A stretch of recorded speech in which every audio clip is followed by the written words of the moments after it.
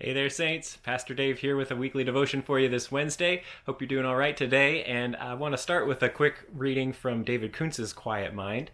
This is a meditation on what we notice. How are you today, Mom? I'm fine if you overlook a few things, from a conversation with my mother. The other day when I was in a local bookstore, the owner recognized me from a recent book signing and after greeting me said, "I want to tell you how much I appreciate your story about your mother. I've used those words many times." My blank look encouraged her to continue. "How your mother said I'm fine if you overlook a few things." Oh yes, I recalled mentioning that as a passing remark. But she recognized a significance in the words that I had missed. Her recognition became mine when she gave it back to me. Certainly one of the greatest challenges in our relationships, in raising children, thriving with a significant other, having friends, getting along with coworkers, is to know when to notice something and especially when not to notice. In other words, we have to learn a scale of priority with which we choose our issues. The lesser ones can slide, the greater ones we face. My mother's words, spoken when she was aging quickly, are an example of how she picked her issues. And now how often the words come to me, how many opportunities I have to overlook a few things, my own aches and pains, failings, frustrations, moments of impatience, or another person's fumbling, forgetfulness, or other foibles. When we are stressed and overloaded, it's easy to lose a sense of proportion. But in the quiet times of life, we can remember what is important and what is not so important, what to notice and what not to notice. Well, Saints, I noticed this meditation in particular because I could hear my own mom saying that phrase, I'm fine if you overlook a few things. I think she's got that sensibility about her that she's good at letting things go. So that caught my attention for sure. But then also the experience that Kuntz expresses relates of having his own wisdom named back to him that he had forgotten.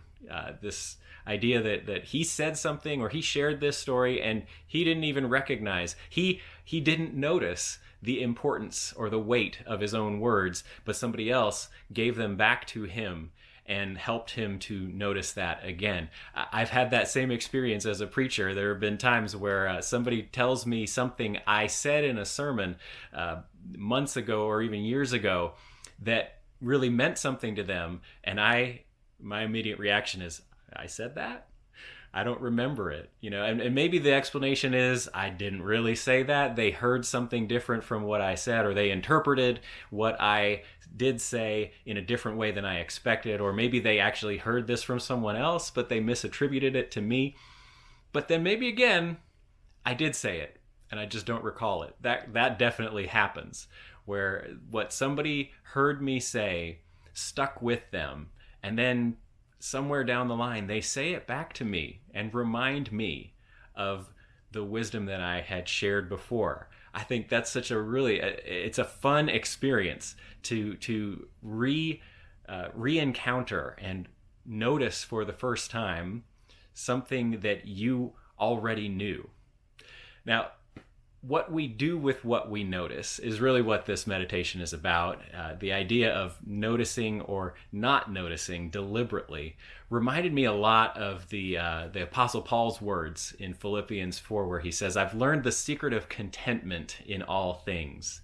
It really is, it comes down to that same principle of being able to let go of the things that don't matter and being able to focus your attention on what does.